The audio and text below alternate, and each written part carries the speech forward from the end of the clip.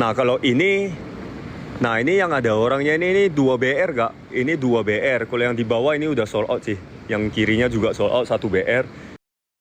Bab 065, tak boleh berbohong. Pagi itu sebelum menyiapkan barang-barang Barata dan Koyuza, Yami sempat melihat media sosial. Dia senang setiap kali mendapati komentar orang-orang yang terinspirasi dengan postingannya. Alhamdulillah, ucap Yami sambil tersenyum. Saat ditekan tombol home, muncul beberapa postingan terutama dari akun Ainun. Dia seneng banget upload foto. Ada seorang lelaki di samping wanita itu. Ainun menyandarkan kepala. Hanya wajah pria itu tak diekspos. Dia punya pasangan. Kenapa kemarin bilang enggak? Kadang Yami bingung dengan beberapa orang yang begitu. Meski penasaran, Yami tak mempedulikan Ainun yang menyembunyikan wajah pasangannya. Itu privasi dan Yami pun melakukan hal yang sama.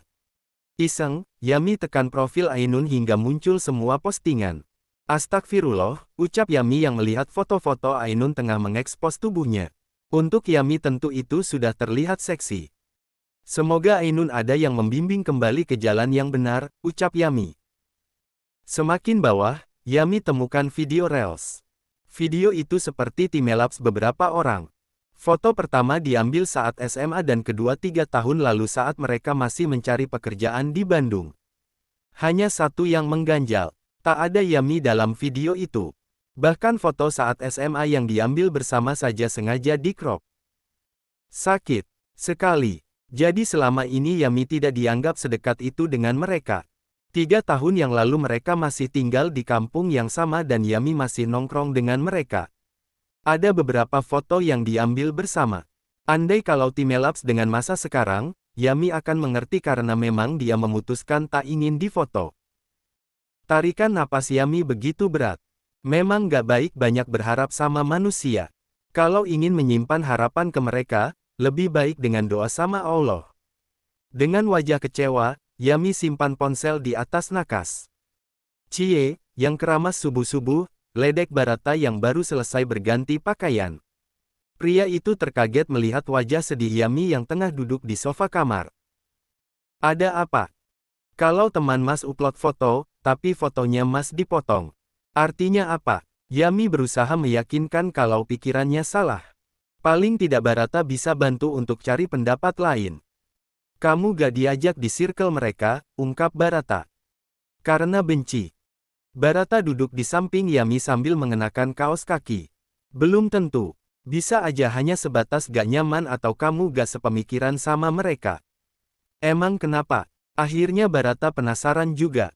Yami cerita tentang apa yang ditemukan. Kali ini Barata terkekeh.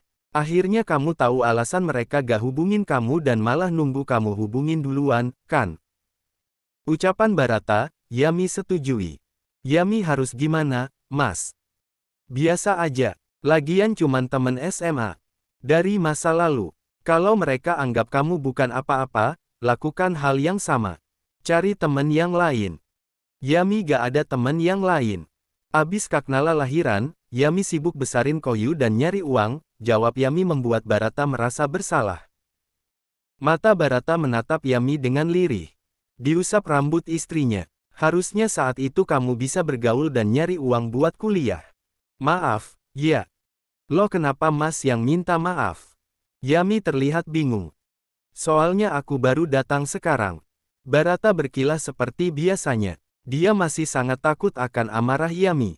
Pria yang dulu menyia-nyiakan wanita, kini terpenjara dalam cinta dan merasakan bagaimana rasanya takut kehilangan. Mas gak salah. Yang salah lelaki itu. Kalau aja dia ada dan bawa Koyu. Tak lama Yami bergidik. Enggak juga. Mendingan gak usah. Daripada Koyu dididik gak baik. Dia pasti bukan pria yang benar. Iya kan, Mas? Meski berat Barata mengangguk. Udah bener kamu yang jadi umanya Koyu. Kalau Kaknala ada pun, Yami akan tetap bimbing Koyu. Gak mau Yami dia salah bergaul. Kesalahan itu baiknya gak diturunkan. Stop di kakakku saja. Senyum Barata begitu terpaksa. Terus kamu jadi biarin teman kamu datang. Yami bingung. Menurut Mas, Yami harus gimana? Suruh mereka datang aja ke rumah. Walau kamu gak dianggap. Tetap aja kamu harus ramah sama mereka, saran Barata. Yami mengangguk. Mas, aku siapin tas kerjanya. Yami berdiri. Namun, Barata langsung menarik lengan sang istri hingga Yami jatuh ke pangkuannya. Ada apa, Mas? Pakai kerudung kamu dulu. Aku gak rela rambut kamu dilihat lelaki lain, tegas Barata. Kali ini pipi Yami memerah.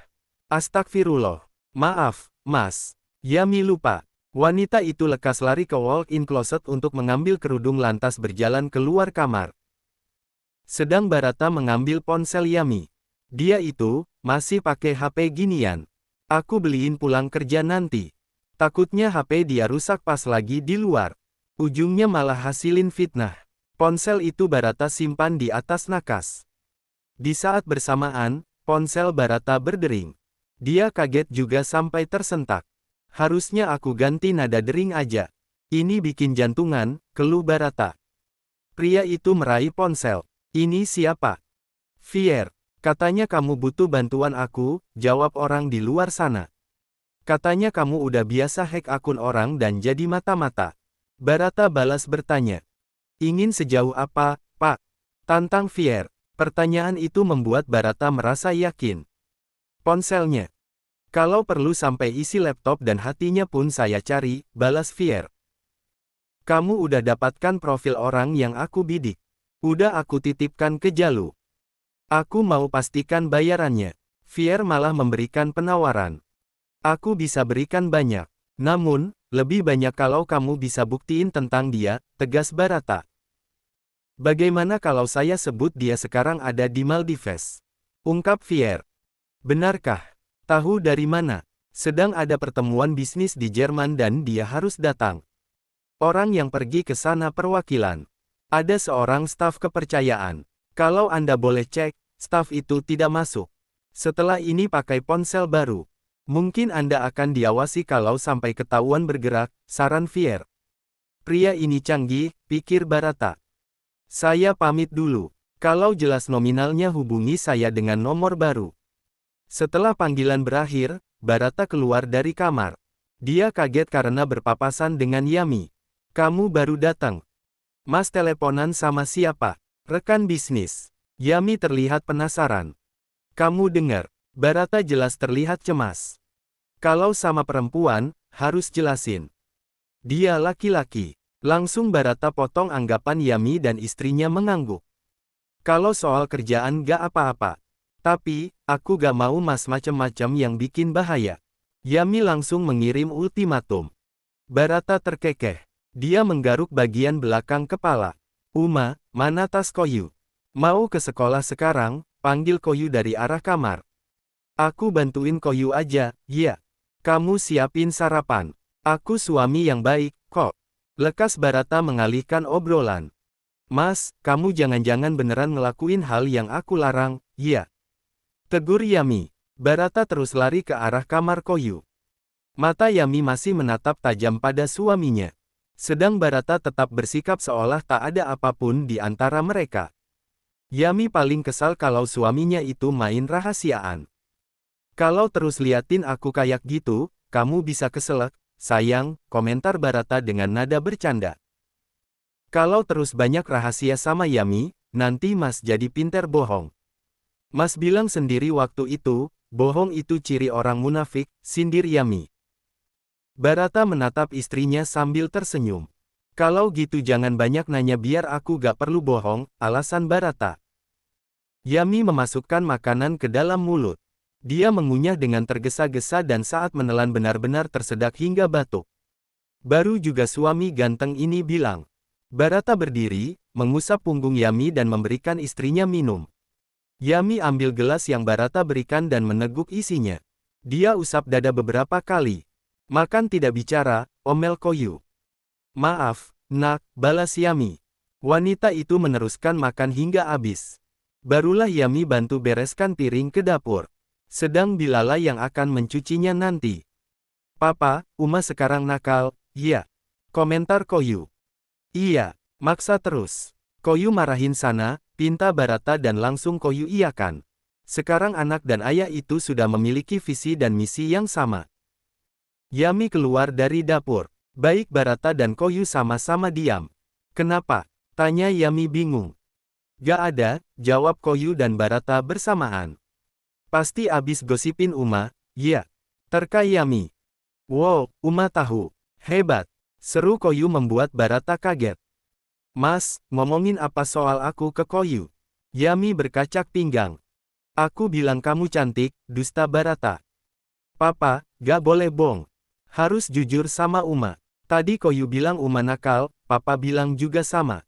Koyu harus nasihat Uma, ungkap Koyu membuat Barata menunduk pasrah. Kalau gini bisa-bisa gak dapat jatah malam, pikirnya. Akhirnya anak dan ayah itu pergi kerja.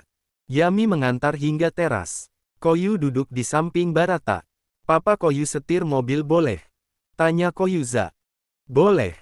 Cuman kalau mau setir mobil harus punya SIM, jawab Barata. SIM itu apa? Koyu baru mendengar kata itu. Surat izin mengemudi yang dikasih sama Pak Polisi. Yang bisa dapat kalau sudah lulus ujian, jelas Barata. Ujian apa, Pak? Tentu setir mobil dan umurnya harus 18 tahun. Koyu sekarang umurnya berapa tahun? Barata melihat ke arah spion kiri. Sekarang 3 tahun, mau 4 Koyu. Koyuza mencoba mengangkat 3 jarinya, tapi agak kesulitan. Sehingga salah satu jarinya hanya terangkat setengah. Masih lama. Butuh 15 tahun lagi supaya Koyu bisa setir mobil sendiri. Tapi kalau mobil mainan boleh. Hanya jalan kayak gini bukan untuk mobil mainan, jelas Barata. Akhirnya mereka tiba di sekolah Koyu. Anak itu turun dan Barata antarkan sampai ke ruang penjemputan. Di sana guru yang akan menerima kedatangan siswa dan menunjukkan jalan ke kelas. Papa, Koyu sekolah dulu. Pamit anak itu. Barata melambaikan tangan. Pria itu meninggalkan tempat. Dia masuk ke dalam mobil. Tak lama Barata tersenyum. Dulu aku mana mau nikah dan punya anak. Sekarang malah aku senang bisa jadi ayah buat anakku sendiri. Dia makin besar dan pintar, batin Barata.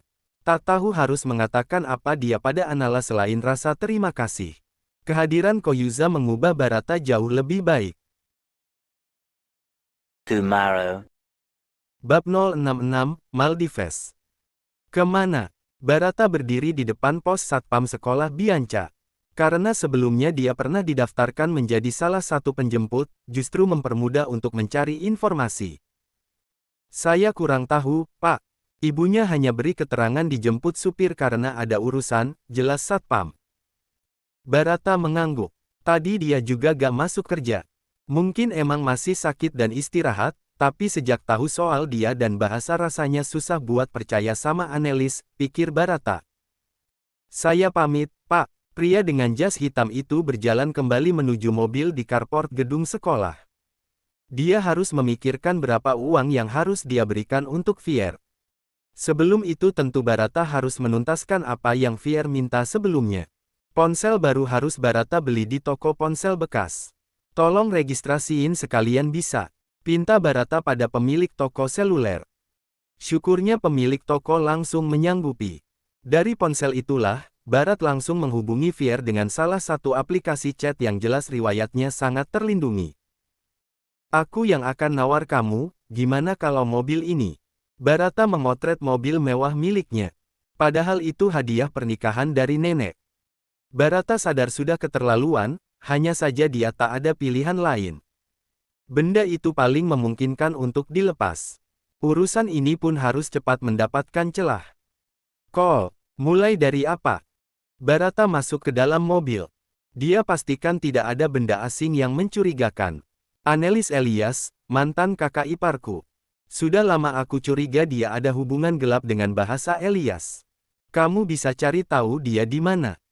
Ada nomor ponselnya, akun media sosial atau nomor ponsel. Fier langsung mengumpulkan informasi. Aku harus kirim kapan? Barata merapikan poni rambutnya yang dibentuk seperti tanda koma.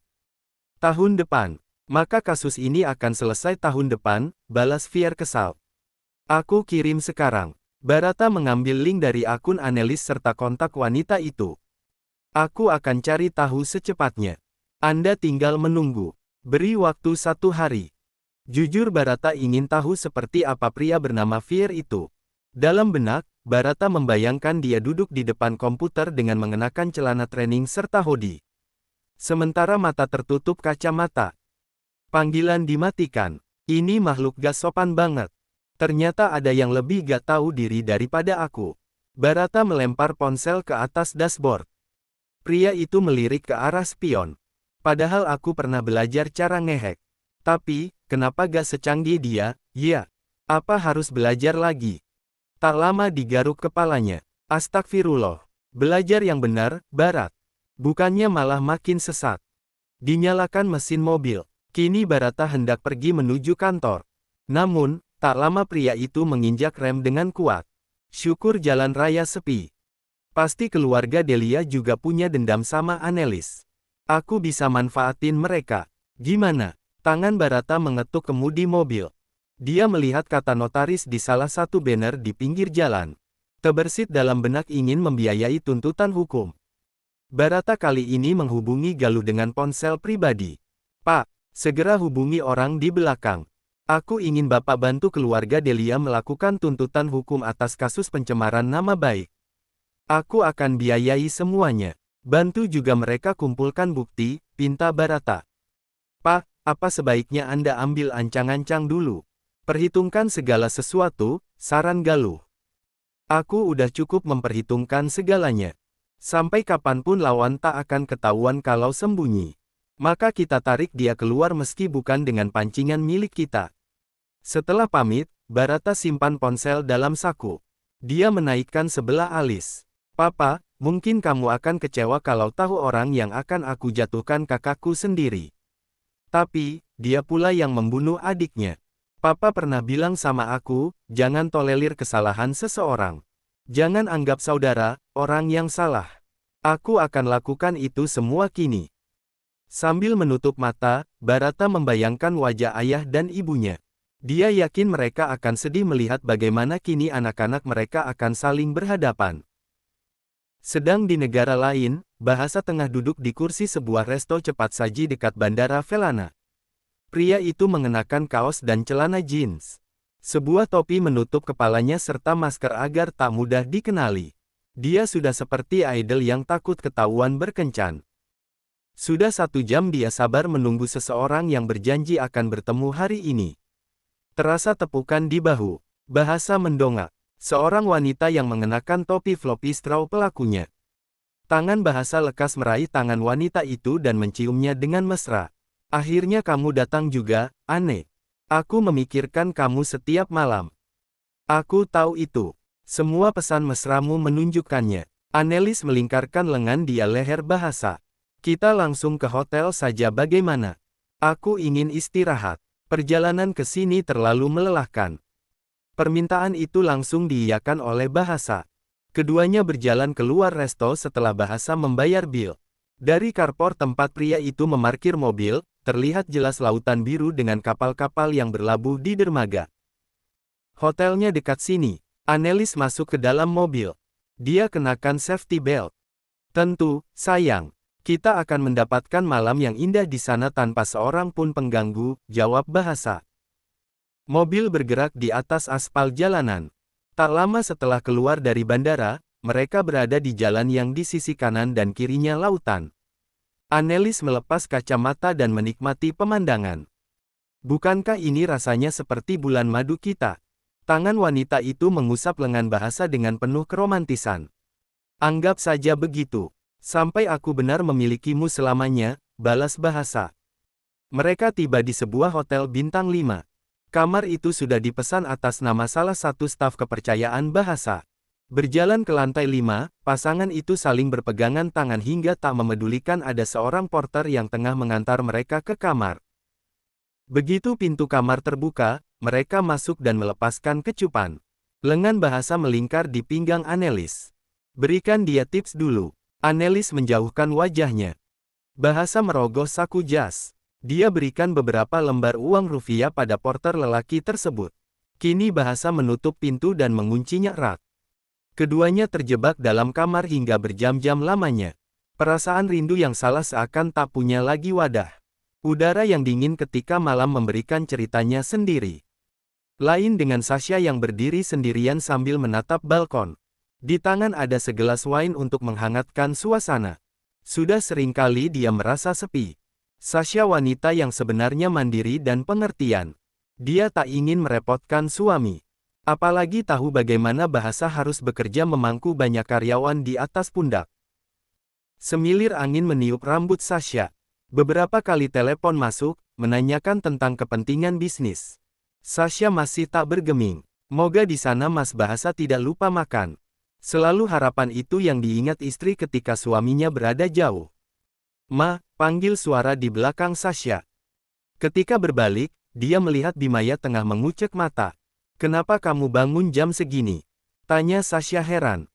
Bima mimpiin papa. Papa dadah ke kita. Katanya mau pergi, jawab Bimaya. Terlihat betapa takutnya anak itu hingga air mata menetes. Memang papa mau kemana? Dia cuman pergi bisnis. Mama tungguin kamu sampai tidur, ya. Sasha menuntun sang putra kembali ke kamar. Baru membuka pintu, Sasha cukup kaget karena bingkai foto di kamar jatuh dan pecah. Itu foto pernikahannya dengan Bahasa. Diusap dada beberapa kali. Ma, takut, keluh Bimaya. Kita ke kamar kamu aja. Sasha terus meninggalkan kamar. Semalaman itu Sasha tak bisa tidur. Hatinya selalu merasa tak tenang. Tersirat ucapan Barata sebelumnya. Buat apa juga dia ngurusin kakaknya. Biasanya Barata sering gak peduli. Apa emang ada apa-apa? Pikir Sasha. Semakin lama, terasa ada jurang yang tercipta dalam perasaannya. Jurang yang perlahan memakan rasa kepercayaan. Apa aku tanya langsung sama Barata?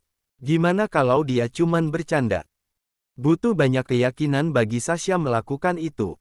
Selama ini dia selalu percaya, suaminya masih menjadi rekan kerja dan pernikahan terbaik. Aku pastiin aja dulu. Kalau sampai Barata cuman nuduh sembarangan, bakalan aku aduin sama kakaknya.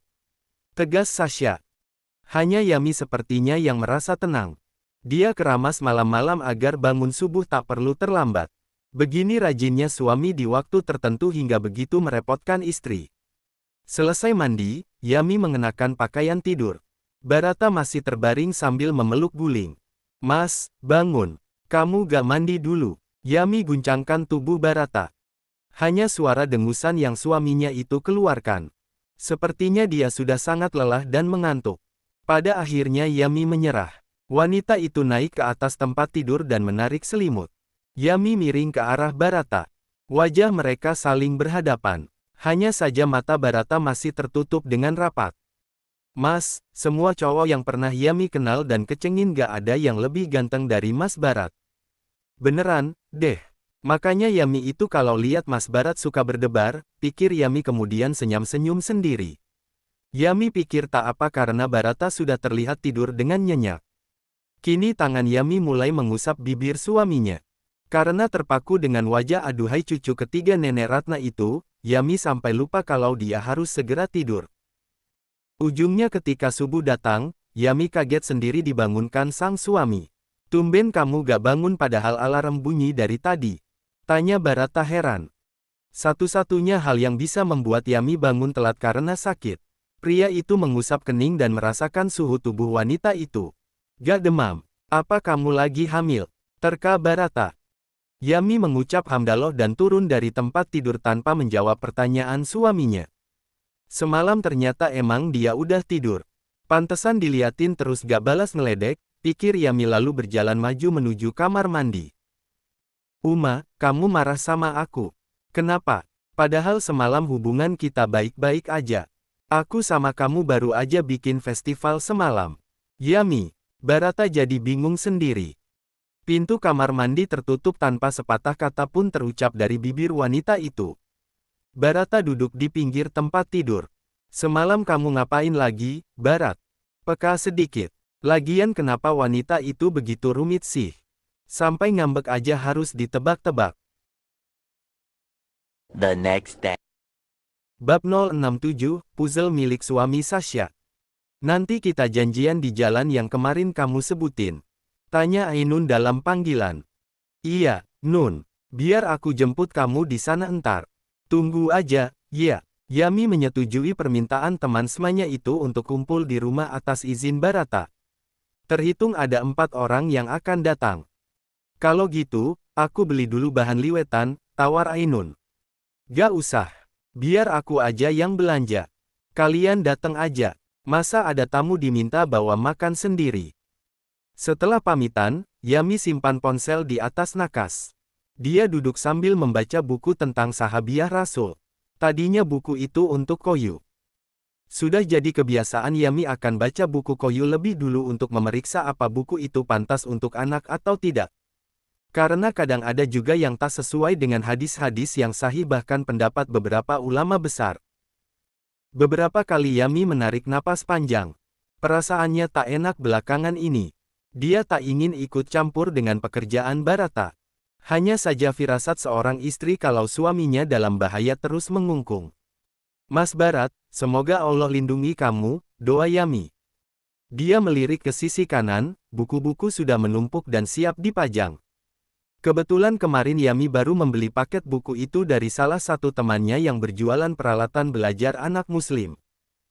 Menurut Yami hitung-hitungan membantu perekonomian temannya itu. Bangkit Yami dari posisi duduk. Diambil buku-buku itu kemudian ditata di rak buku Koyu. Sebenarnya Barata menyarankan agar buku Koyu disimpan di perpustakaan saja. Hanya Yami pikir lebih baik di sana agar mudah saat digunakan membaca sebelum tidur. Sedang Barata tengah duduk di masjid selesai salat. Dia menengadah mengucapkan doa. Masih ada beberapa orang pula di sana.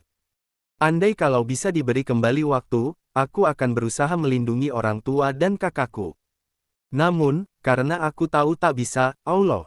Aku kini hanya bisa berharap dengan sedikit kekuatanku bisa melindungi apa yang masih tersisa. Seperti engkau yang memberi kekuatan pada pasukan muslim saat perang Badar, amin. Barata berdiri. Dia melangkah sambil sedikit menunduk saat melewati beberapa jamaah yang juga masih berzikir. Pak Barata, panggil seorang karyawan. Barata berbalik. Pria itu yang beberapa hari lalu membantunya merapikan sandal di masjid. Ada apa? Barata hampiri dan duduk bersila di depan pria itu. Terlihat jelas pria itu ragu hingga melirik ke kiri dan kanan. Saya turut berduka atas wafatnya kakak Anda.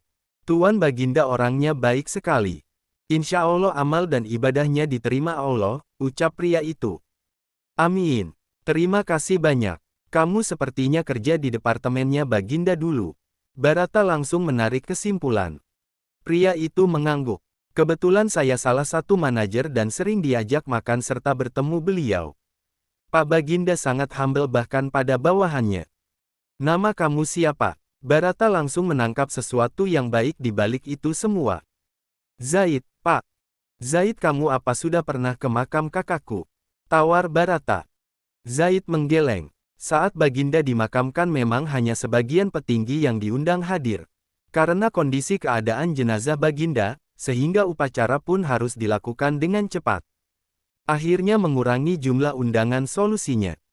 Kalau begitu pulang kerja kita ke sana. Aku yakin kakakku akan senang kalau tahu bawahan yang menghargainya hadir. Alhamdulillah, terima kasih banyak. Pak Barata memang sesuai dengan cerita Pak Baginda. Katanya Anda sangat baik, hanya keras kepala. Barata terkekeh. Makanya aku sering buat dia naik darah. Dia hanya ingin Bapak lebih maju dan membuat keluarga bangga. Dia bilang pada saya begitu. Katanya karena Anda sering bandel, jadi harus lebih bersikap keras. Barata mengusap alis. Kakaknya bilang begitu pada pria ini, artinya memang pria ini orang yang Baginda percayai. Makasih banyak sudah memberitahukan perasaan kakakku padaku. Insya Allah aku akan penuhi harapan dia. Barata pamit. Dia berjalan keluar dari masjid. Saat mengenakan sepatu, ponsel keduanya bergetar. Dia yakin Fier yang mengirimkan pesan. Kirim mata-mata secepatnya ke Maldives. Aku kirim alamat hotel, saran Fier. Jadi bahasa beneran di sana. Batin Barata. Annelies Elias juga di sana. Pesan kedua masuk membuat Barata terbelalak. Astagfirullah. Barata melirik ke bagian dalam masjid. Matanya berkaca-kaca. Apa ini balasan atas doaku? Dengan tekad kuat, Barata pergi ke kantor. Tangannya mengepal kuat. Tiba di sana, dia panggil Galuh agar masuk ke dalam ruangan. Apa yang bisa saya bantu, Pak? Galuh berdiri di depan Barata yang sudah duduk di kursinya. Aku sudah siap dengan kenyataan yang aku harus dengar. Meski itu sakit karena orang yang aku percaya ternyata tak sebaik itu, ucap Barata. Lalu, Pak, Galuh semakin bingung. Carikan aku orang yang benar bisa dipercaya. Jangan sampai bahasa kenal orang itu. Siapapun, termasuk Annelies. Harus benar-benar tersembunyi, pinta Barata. Cahaya mentari menembus dari dinding kaca ruangan seakan menambah semangat Barata untuk mendapatkan keadilan. Kirim dia ke Maldives, tegas Barata. Untuk apa? Lakukan apa yang aku perintahkan kalau memang Anda percaya padaku. Memang aku ini kelihatan bodoh, tapi tidak seperti yang kalian bayangkan. Tangan Barata menangkup wajahnya sendiri. Anda semakin masuk ke dalam lorong, Pak. Hanya lorong itu terlalu gelap. Galuh berusaha memperingatkan pria itu. Kalaupun aku akan diserang tiba-tiba di ujung lorong itu, aku sudah punya senjata. Barata melirik dokumen keuangan yang ada di atas meja. Pria itu mengambil dokumen dan berjalan pergi keluar ruangan. Langkahnya sudah sangat tegas. Banyak mata yang akan memperhatikan dan sebagian pasti akan melapor pada kakaknya. Perang Baratayuda terjadi setelah dideklarasikan. Sekarang ini deklarasi perangku denganmu, bahasa. Tegas Barata. Kini pria itu ada di depan ruangan Aryan, mengetuk pintu dan menunggu saat pria itu mengizinkannya masuk. Tak lama sekretaris Aryan keluar ruangan. Anda ingin bertemu dengan Bapak, tua muda. Untuk apa aku di sini? Tentu saja tujuanku ke sana, balas Barata kesal. Sekretaris menunduk dan memberikan Barata jalan. Dia masuk ke dalam ruangan. Dilempar dokumen ke atas meja hingga Aryan sempat kaget. Ada apa ini? Tegur Aryan dengan nada tinggi. Katakan, apa kamu yang bunuh kakak dan orang tuaku? Tanya Barata. Galuh yang menyusulnya menaikkan alis bingung. Dia pikir Barata akan langsung menyerang bahasa, tapi pria itu malah membelokkan arah ke Aryan. Tentu ini di luar nalar Galuh. Dia bingung apa yang hendak Barata lakukan. Apa buktinya kamu tuduh aku begitu? Aryan jelas tak akan terima tiba-tiba diserang tanpa mempersiapkan diri. Jelas Barata bisa melihat dari ekspresi wajah, pria itu sama sekali bukan pelakunya. Ini, Barata menepuk dokumen. Semua dana ini milik departemenmu. Semuanya di markup berlebihan. Aku yakin sebelumnya Baginda juga akan sadar ini. Karena takut ketahuan makanya kamu hilangkan nyawa dia. Barata menunjuk wajah Aryan. Akting yang sangat natural. Menuduh tanpa bukti bisa bikin kamu masuk penjara. Balas Aryan tak ingin kalah. Kalau gitu buktikan kalau kamu gak salah. Andai kamu bisa buktikan kalau bukan kamu yang bunuh kakakku, aku akan berikan dukunganku sama kamu. Tantang Barata.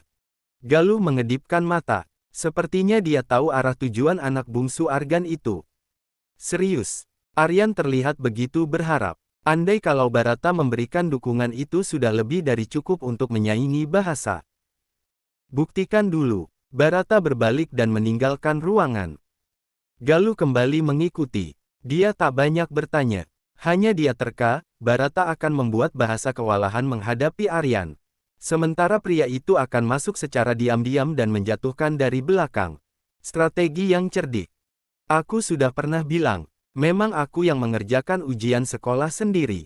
Tahu kenapa? Orang suruhan nenek payah. Mereka menjawab asal-asalan, ungkap Barata. Saya tahu, nenek Anda pun tahu. Hanya saja kami diam. Kami tahu sifat Anda yang tidak mau repot, jawab Galuh dengan sedikit senyuman tersungging di bibirnya. Masih ada orang lain yang bisa. Ngapain aku turun tangan? Sekarang lain, sepertinya tidak ada yang bisa selain aku. Bahkan nenek pun, timpal Barata. Nyonya Ratna memiliki beban yang tidak Anda miliki. Sebagai orang tua, dia harus adil pada anak dan cucunya. Rasa tidak enakan menahan dia dalam posisi. Galuh terlihat mengawang mengingat atasan sebelumnya itu. Barata bingung apa perbedaan posisinya dengan nenek. Bagaimanapun dia juga keluarga. Anda berani melawan semua orang yang mengganggu Anda dan lebih dari itu, Anda cerdas memanfaatkan situasi, puji Galuh. Barata tertawa. Mereka kini berada di depan pintu kantor. Akhirnya aku diakui pintar juga. Aku pikir selamanya Pak Galuh akan menganggapku anak yang butuh belajar. Galuh, bukakan pintu ruangan. Tugas saya membuka jalan dan Anda harus berjalan di sana. Telusuri setiap hal yang mungkin menarik. Barata masuk ke dalam. Dia kembali duduk di mejanya. Apa hal paling menarik bagi Pak Galuh? Galuh menunduk. Dia membuka jadwal Barata hari ini. Pukul 2 ini Anda harus ke ruang rapat segera dan memberikan laporan keefektifan anggaran Departemen Produksi di hadapan para komisaris. Apa ini sangat penting? Kadang kita harus tahu siapa yang penting dan genting, timpal Galuh. Belakang main kata denganmu bikin aku jauh lebih peka, Pak. Oke, jadi siapa saja yang mungkin akan ada di pihak kita dan menjadi musuh kita? Galuh menutup tablet. Anda harus pastikan sendiri. Dibanding mencari siapa lawan, lebih baik memikirkan bagaimana lawan akan berpaling pada kita, pesan Galuh. Kalau gitu, aku selesaikan ini dulu. Barata masih tersisa sedikit bagian laporan yang belum dia ketik. Diusap mousepad laptopnya hingga layar benda itu menyala. Galuh menarik kursi dan duduk di sana.